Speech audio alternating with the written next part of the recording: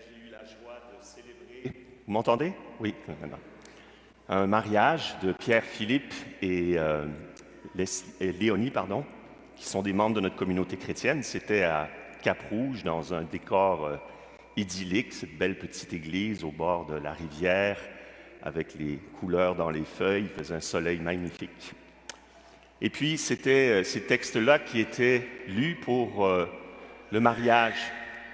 Et comme vous savez, dans les mariages, on a des foules de gens qui viennent à l'église que pour des mariages ou des enterrements. C'était l'occasion de dire des choses un petit peu fondamentales. Puis je disais, dans le monde actuel, il y a deux conceptions du mariage. La conception contractuelle, puis la conception sacramentelle.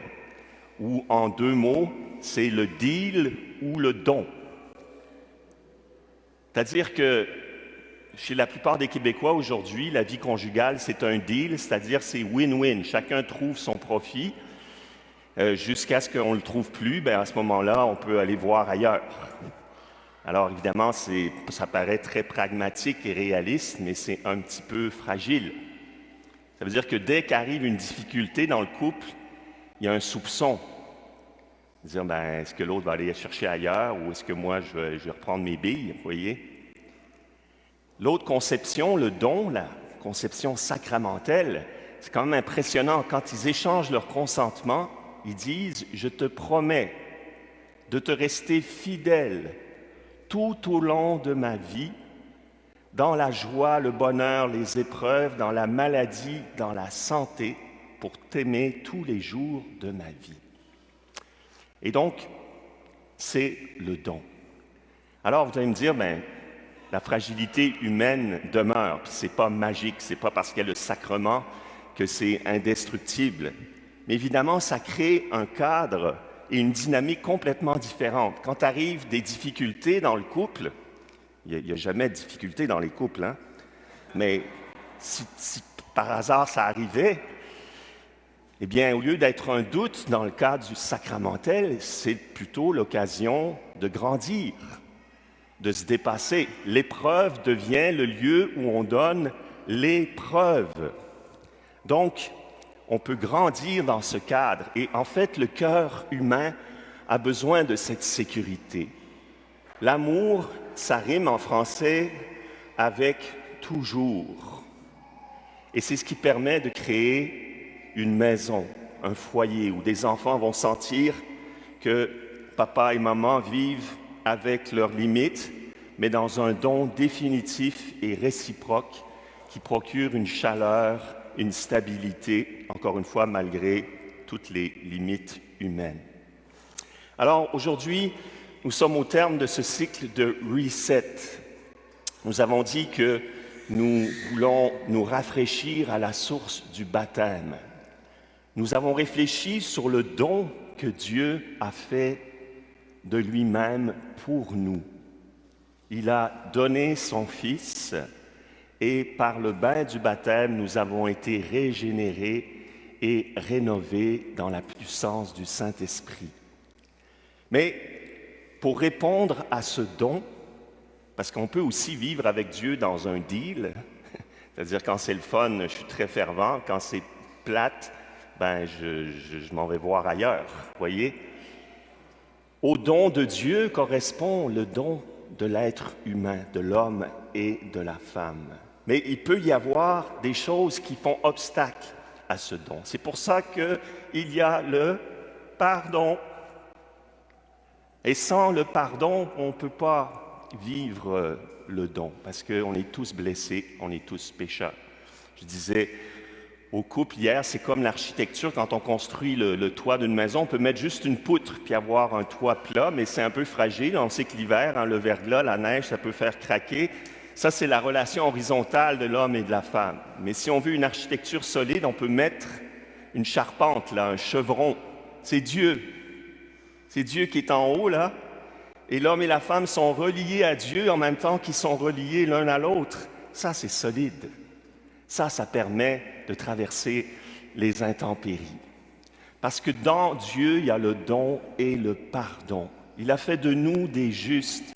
Par sa seule grâce, il n'y a aucun mérite de notre part. Alors, je vous propose de nous préparer à la confession dans la dynamique du don. Parce qu'on peut avoir une conception moraliste de la religion ou de la morale. La morale, c'est le code de la route. Dieu a dit ça c'est permis, ça c'est défendu. Oui, c'est vrai que les commandements de Dieu, qu'on va les évoquer, sont sous la forme négative. Ils posent des limites. Mais c'est un peu comme quand tu cultives ton jardin, quand tu enlèves les mauvaises herbes, ce n'est pas une fin en soi, c'est pour permettre à ce que tu as semé de bon de pousser. Les commandements de Dieu, c'est pour enlever les mauvaises herbes et libérer la vie et le don. Alors, dans ces commandements, je voudrais commencer par la sexualité, parce que c'est ça qui était dans le texte aujourd'hui, le rapport de l'homme et la femme, le don total de soi. Alors, on peut examiner notre vie sexuelle à la lumière du don. Pourquoi l'Église enseigne que la fornication, c'est un péché? C'est parce que c'est un deal, c'est pas un don. Je prends l'autre parce que ça me fait mon affaire pendant le temps que ça fait mon affaire, puis quand c'est fini, c'est jetable. C'est dans les deux sens que je peux blesser ou me blesser. La relation sexuelle trouve son épanouissement total dans un don définitif qui est ouvert à la vie. C'est pour ça, évidemment, que l'adultère ne peut pas être un don, que la pornographie ou ce que ça amène d'impureté, c'est pas, vous le comprenez bien, dans la dynamique du don. Le premier commandement de Dieu, c'est de l'aimer de tout son cœur, de toute son âme et de toute sa force. Alors c'est un commandement, c'est beau parce que c'est un commandement d'amour. Dieu nous commande d'aimer et de l'aimer au-delà de tout pour qu'on soit esclave de rien. Parce que le cœur humain, c'est une conviction, et je pense que vous la partagez, est un cœur d'adorateur. On a besoin d'absolu. Et vous le remarquez dans notre société, depuis qu'on a enlevé Dieu, eh bien, il y a d'autres dieux qui sont venus à la place. On a enlevé la morale chrétienne, on n'a jamais été aussi moraliste, je ne sais pas si vous avez remarqué, culpabilisateur, stigmatisateur. Les bûchers, maintenant, il y en a, c'est dans les médias que ça se passe. Alors pourquoi? Parce qu'on a chassé le vrai Dieu, celui qui veut nous libérer, nous réconcilier, et on a mis des choses qui sont légitimes. La justice, ça paraît bien, la sécurité matérielle, le bonheur même familial, tout ça, ça peut devenir des idoles. Ça peut prendre la place de Dieu. Mais Dieu est jaloux. C'est la Bible qui dit, il est jaloux. Il veut qu'on l'aime plus que tout. Et l'aimant plus que tout, il va faire déborder de l'amour sur notre famille, nos amis, nos engagements pour la justice sociale dans le travail. C'est pour nous libérer qu'il nous donne ce commandement de le mettre à la première place. Ensuite, il y a le commandement du jour du Seigneur. Et ça nous touche parce que pendant ce temps de pandémie, il y a eu du décrochage. On a vu des gens autour de nous qui ont perdu leurs habitudes de pratiques religieuses. Et encore une fois, ce n'est pas un règlement, puis on ne veut pas aller accuser des gens. Mais Jésus dit cette chose qui est très importante. Il dit, « Si vous ne mangez pas ma chair et ne buvez pas mon sang, vous n'aurez pas la vie en vous. » C'est-à-dire que la nourriture eucharistique est vitale pour toi. L'Église, ce n'est pas une règle, c'est une vie. Ta vie divine, c'est là que tu viens la chercher, sinon tu n'as plus de croissance dans ta vie. Tu as besoin de retrouver des gens qui pensent à peu près comme toi, qui vont dans la même direction, dans un monde qui ne va pas du tout dans cette direction. Tu as besoin d'entendre le message de Dieu pour nourrir ton intelligence. Tu auras besoin de recevoir son corps et son cœur ou son corps dans ton cœur et dans ton corps. Donc, c'est un commandement de vie. Un autre commandement, honore ton père et ta mère. C'est un commandement qui s'élargit à tout ce qui est, au fond, des relais de la paternité et de la maternité dans la société. C'est-à-dire tous les corps intermédiaires, l'État, l'Église, tout ça sont des relais qui représentent toute paternité qui vient au ciel et sur la terre. Et là aussi, il y a eu pas mal de dégâts qui s'est fait dans les esprits avec la pandémie. Il y a des gens qui ont complètement perdu confiance dans l'autorité de l'État ou de l'Église. Alors là-dessus, la Bible est très claire. Nous devons nous soumettre aux autorités civiles. Ça ne veut pas dire qu'on n'a pas le droit d'être critique, qu'on n'a pas le droit de ne pas être d'accord avec certaines choses. Mais ce que je vois chez certains chrétiens, c'est une rupture avec la légitimité de l'État. Et en général, ça s'accompagne d'une rupture avec l'autorité de l'Église. Alors, je voudrais dire une chose ici, que ce soit clair. Ici, c'est 100% Pape François. 100% Pape François. Est-ce que c'est clair? Avec tout ce que ça amène. Alors, on n'est pas obligé d'être d'accord avec tous les détails de son discours. Mais ce n'est pas le pape qui nous intéresse, c'est ce qu'il représente comme principe d'unité dans l'Église. Parce que le malin, il est plus malin que vous. Et il peut vous emmener sur des chemins d'erreur et de fragilisation si vous êtes en rupture avec les autorités. Et on voit dans l'expérience des saints, c'est l'obéissance humble qui a protégé les chrétiens de toutes ces séductions idéologiques.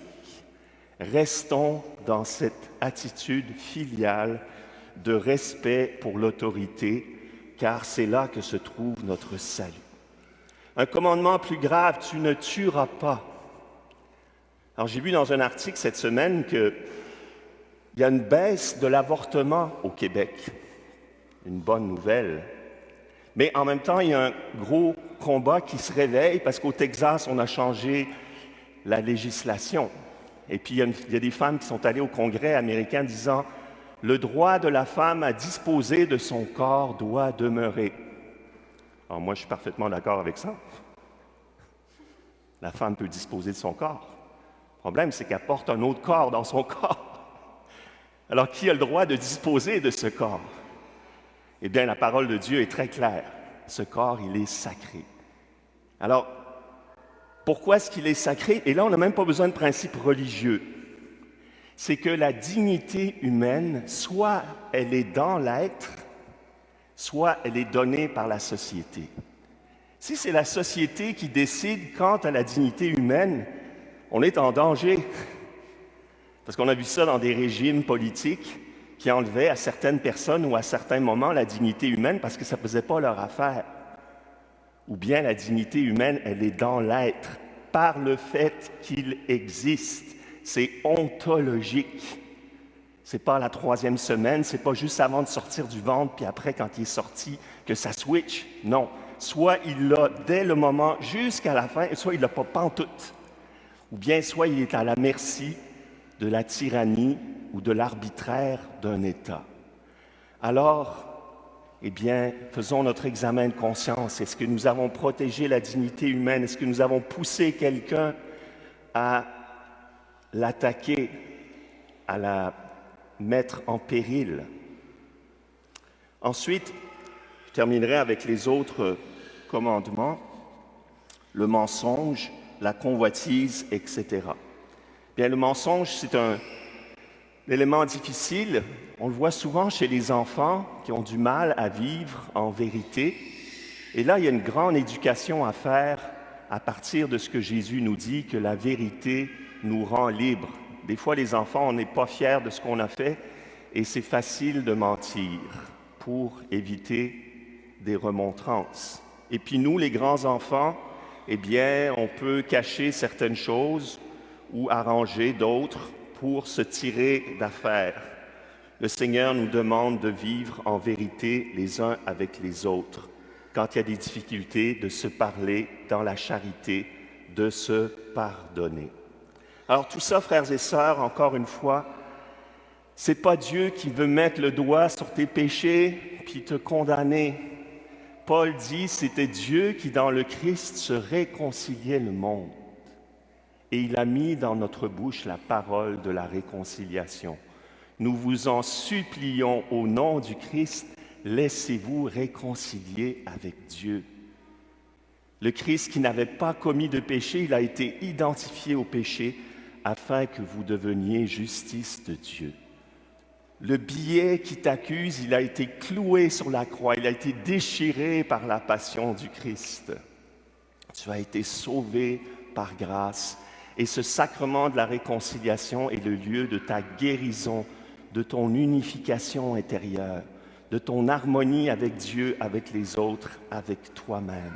C'est pour ton bien que ce sacrement de la réconciliation t'est donné comme une grâce dans la vie sacramentelle pour vivre ce reset, pour se rafraîchir et se restaurer dans l'Esprit Saint. Amen.